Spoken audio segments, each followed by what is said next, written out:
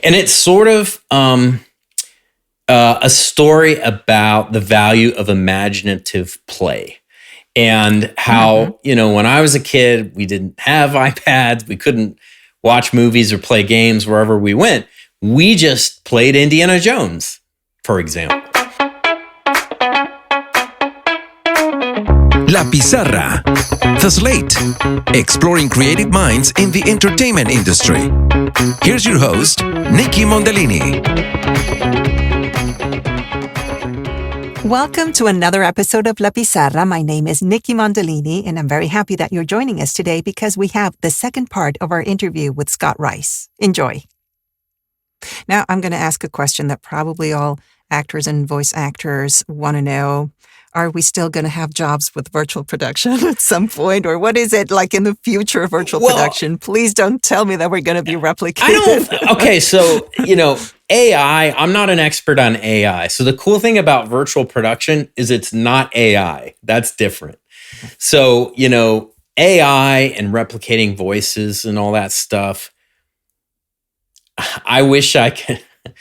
I personally think we're going to be okay. I think that the human animal, the human spirit, the stories they want to tell, even a voice artist, the way they use their voice, it is so unique to a human being that it's hard for me to imagine that a computer can really replicate that. I like to talk about Star Wars. Well, when they have, these scenes with Luke Skywalker in, the Star Wars shows, like, Book of Boba Fett and The Mandalorian, they're using an AI voice. They're taking recordings of his young Mark Hamill voice, and they're doing a new performance. But to me, the performance is not convincing. As much as I love Star Wars, I'm just like, there's something off about the performance. It kind of sounds robotic. It sounds like, Mark Hamill's young voice. But I'd rather have Mark Hamill of today. He's a voice actor, for goodness sake. He is. He can modulate his voice to sound like he sounded when he was 30 years old. He can make himself sound younger. Harrison Ford did it in the new Indiana Jones movie. He really performed all his dialogue, and he didn't rely on AI for that. So, I have high hopes that we will not be replaced. On my side, I'm terrified that computers are going to be writing scripts. And there was a time when that seemed like complete fantasy.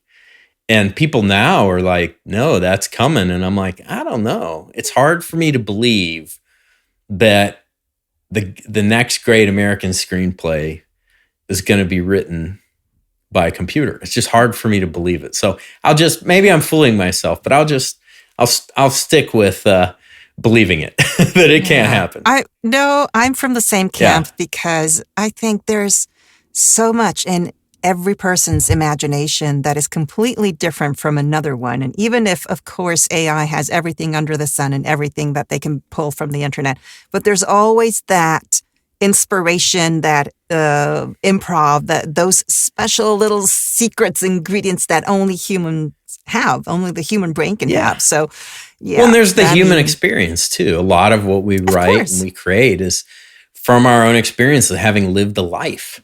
And, you would think that AI doesn't have that experience, right? I don't think. Maybe 1,000 years ago, maybe we'll have robots walking around amongst us who have lived a life, but, who knows? No, because everyone experiences like the same thing, but in a different way, because it's a different brain and the circumstances are different. The weather's different. Like there's a lot of things or elements that go into it. So I think writers are safe as well. I agree. Yeah, definitely. And speaking of that, can you tell us a little bit about your new film that you're prepping? Yeah, the short film. Now? So it was a really cool situation that happened. So like I mentioned, this virtual production studio came to me. The owner said, hey, we're doing a workshop and we just want to shoot something and invite a bunch of filmmakers in and show them how we do virtual production. But we need to have something to shoot. So come up with an idea. So I kind of came up with a bunch of ideas and it sort of morphed into this story about a young boy on a on a park bench in the city, sitting next to his mom, who's on her phone, and he's on his iPad, and he's playing a game, and he gets frustrated with the game, and the mom takes it away. She's like, 5-minute, screen time break. And the boy is forced to sit there and be bored for a moment. And he's really frustrated. And he just can't not have his iPad. And then he notices on the bench next to him, someone has left a fedora, a hat that looks like an Indiana Jones type hat. And he puts it on his head, and he goes into his imagination. So he goes into this Indiana Jones adventure where he has to become the hero, get this idol, this thing that he wants. And we think maybe that's a metaphor for getting the iPad back. But at the end of the story, the mother, he's about to get his idol. He doesn't quite get it. And he's kind of knocked out of his fantasy by a car honk. And his mother offers the iPad back. It's been 5 minutes. Here you go. And he chooses not to take it. And he chooses to go back into his own imagination. And it's sort of a story about the value of imaginative play, and how, when I was a kid, we didn't have iPads. We couldn't watch movies or play games wherever we went. We just played Indiana Jones, for example. So it was a little bit of a story about how I grew up, and a little bit of a comment on what I've heard a lot of parents, a lot of my friends are parents now, and they just talk about how, man, you try to pull a tablet out of a kid's hand, they just go nuts. And it's a thing.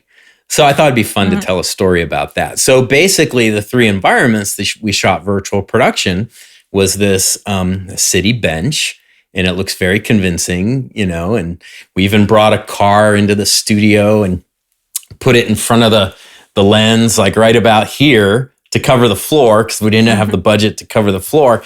And then you see like the windshield of the car, and it's reflecting the city, and it looks totally realistic. And then we built a cave, this awesome cave environment where this kid has this interaction with the bad guy and these other bad guys, and trying to get the gold statue. And then we have a jungle chase. So it's like, I was like, well, if we're gonna do Indiana Jones, let's do the cave and let's do a jungle.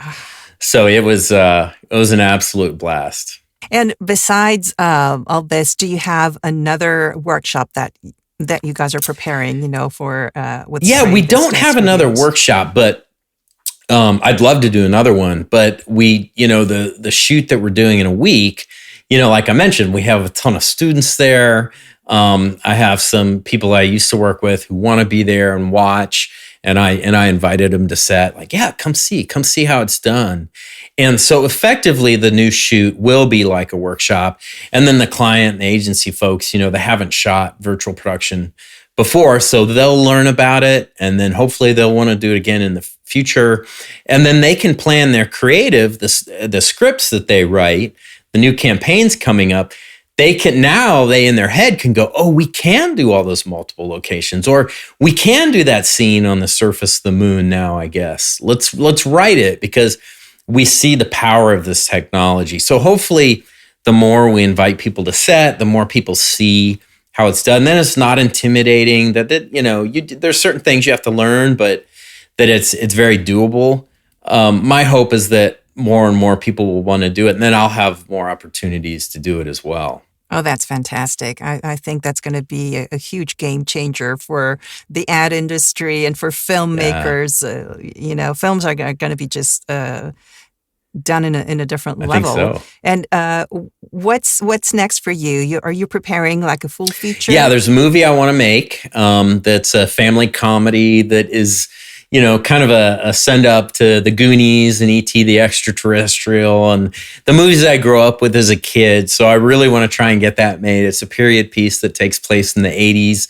And then there's another movie that's kind of a bromance, a comedy that takes place in Austin. That's more of an indie movie.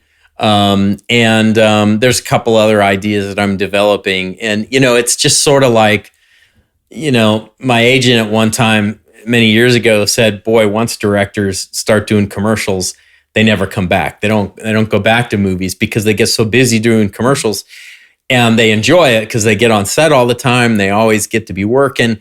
And I understand that. now. It's been many years I've been doing commercials and stuff. And I'm trying my best to say, hey, maybe say no to a commercial or two and really try harder to get your features made. Because when I was 9 years old and I saw E.T., I decided I want to make movies. I didn't say I wanted to make commercials. And as much as I love commercials and as much as I think they've informed my skills as a filmmaker, I want to go off and tell stories. So, commercials are stories too. They're mini stories that are selling something or making the world a better place. I love doing PSAs. But I want to make movies. So I'm eager to, in fact, I have the script for the movie I'm trying to get made right now. Yes. I'm going out with it this January, this month. And hopefully the next time we talk, I'll have some news about that film. Well, absolutely. Once you have it, you have the script in your hand, I have no doubt that you're going to make it happen somehow, because you're the guy that makes things happen. And just talking about your PSAs, the level of production that you put into those PSAs, they're short films, they're fantastic. They bring the message across for things that are super important, like, underage drinking or smoking or wearing seatbelts. And it's, I want to encourage people to go to your Facebook or your Instagram page so they can see, because you have examples of all of those there. And every time I see them, I'm like, oh my God, it's so fun. And it's, it's just great. It's a mega production. But yes, I mean, you are a storyteller and a fantastic filmmaker. So you do owe it to yourself and to everyone else to make those film projects that you have, and I'm sure you'll get to do them. Thanks. And I want to say congratulations, because last time we spoke, you were not married. Yes, I am now married. Boy, it has been a while since we spoke. I thought I didn't know it was that long ago. Yeah, I got married last October, and my wife's name is Anna, and she's from Mexico, grew up in Mexico, and fluent Spanish. Wow. And so she's coming onto the production side. She's, I grew up and learned French in high school. I should have learned Spanish, but I was in Wisconsin. I guess I did French because we're closer to Canada or something. But I wish I learned Spanish. But she's been so helpful, because a lot of the work I do has a Spanish script and a Spanish version. So she's been kind of getting involved with the productions as a script supervisor and consulting on the language part. We introduced some Spanish into the short film that I just did. And, she's thinking about, going into producing. So it's kind of my wonderful dream to, live and work with my spouse, and do this, do this filmmaking thing, this filmmaking adventure that is, it's hard, but it's fun. And a lot of the fun is in the hard, the difficulty, the challenge of it all. So she's joining me in that adventure, and I'm very excited. Well, maybe next time we can do this interview in Spanish. Now that you're I'm not. I'm a ways off. I'm practicing. I try with her parents teach me. They don't really speak English so much, and I speak zero Spanish. So I am getting schooled, and I'm sure our kids one day, when we have kids, they'll be in Spanish immersion, and there'll be Spanish in the house, and I'll learn it eventually. They'll be perfectly I'm bilingual. excited. I wish I could do your podcast in Spanish. I wish. I mean, maybe one day I can do like a little section. We could do a short little part where I try. We'll do that. At least the welcome. At least the welcome, maybe. That'd be great. Yeah. Oh, that'd be fantastic. And so going back to script to screen, where do people sign up for that? Because I know it's mainly juniors and seniors. Yeah, right? it's only available to majors, so radio, TV, film majors, or double majors. But yeah, they just sign up when they register for classes. It's just like any other class. But, I tell students, there's a lot of students who just have unfortunate registration times or late registration times. They just end up on a wait list for semesters at a time. They can't get in. And I just try to get the word out there, and I'll get it out here. Just email me directly. Just email me. Yes. Just email. And it's a great lesson in, if you just ask, ye shall receive. Just ask. You never know. And for the most part, all the students that actually email me and try to get in, I save them seats because I know that certain students can't get in no matter what they do. So I save some seats for those students that email me, and then it's a good life lesson too. It's like, just email the professor. Just there's that person you want to meet with, just ask them. They might say yes. I know a lot of the times we're like we freeze and we get so nervous and we're like, oh no, they would never answer me. It's so they we go around the long way to get somewhere where maybe there's a direct bridge that you can cross to get to that person. Point. Here's what I tell my students. It's like, here's a little secret, students. It actually feels good to help people. So you ask someone for help. Maybe you're making their day. Maybe they're going home to their spouse and saying, hey, I got this email from a student who asked me a question and I wrote this long response back, or I set up a meeting with them on Friday and blah, blah, blah. The student sounds really interesting. That's actually how it works. People like to help. They like to be a part of the next generation of people. And in this case of filmmakers, it's really fun. It's pleasurable. It's soul soothing, and it makes you feel good. And I wish more people knew that. Of course, I was always terrible and very shy and not very good at asking for help. I wish I was told this, when I was younger. But I guess that's why I repeat it, because it's true. It's certainly in the case of me and most of the people I know. They want to help. And if someone doesn't get back to you, no harm, no foul. It's okay. And maybe they're not ignoring you. They're just too busy. That happens with me sometimes. I'm sure it does with you, where it's not physically possible to answer every email. So, well. Yeah, exactly. And do you take interns, for example, that are not necessarily your students from UT, like, from other universities, and they just want to? Yeah, I have internships available through my production company, which is called Two Shot West, and anyone's welcome to, contact me and ask about an internship. Internships can be done remotely. You don't necessarily have to be in Austin. A lot of the interns I have who are in Austin, they just work from home or coffee shops, or it's not like a traditional internship where they have to come in and make coffee for someone and take the trash out. No. I get people involved in giving me coverage on a script that I wrote, or watching a rough cut of a commercial, give me notes, or, hey, help me with a treatment, help source some photos for treatment I'm developing for my next ad campaign. So I really get students involved in the nitty gritty, and it's always based on what their interest is. So I always ask them, hey, what do you want to do? What do you want to learn? Do you want to work on this thing or this thing? And then they choose, and then they go off and they work on it. So it's tailor-made. The internships are tailored to the interests of the students. Yeah. Oh, well, that's fantastic. I think those are great opportunities and for growth and just to get your feet wet. I always say, just to be a fly on the wall in one of those script to screen classes would be amazing. It's fun. So, I always tell my students I'm so lucky because I get to take the class every semester. I feel like a kid. I feel like one of the students too, because even though I'm up there lecturing a lot of the time, I'm also listening to the students, and they're brilliant. And then Matthew comes in, and then he brings in all his collaborators. So I'm just soaking it up myself. I love it. Wow. It's a win-win, definitely. Oh, that's fabulous. Oh, I'm so glad that you broke it down and just, introduced us to virtual production and everything about the script to screen class and all those details. Thank you so much, Scott, for doing this and giving me your time. This has been a blast and very informative. Well, thank you for having me. It's always a pleasure to be on and talk about this stuff. It's really fun. Thank you.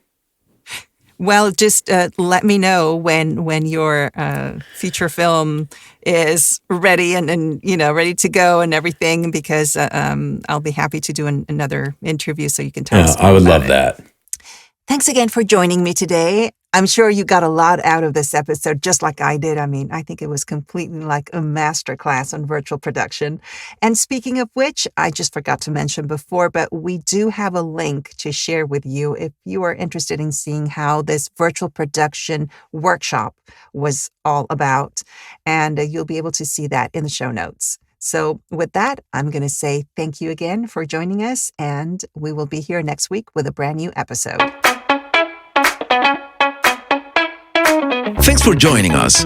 Don't forget to subscribe on your podcast player or YouTube if you haven't done so. Share what you liked about this episode on social media and tag us at Nikki Mondellini.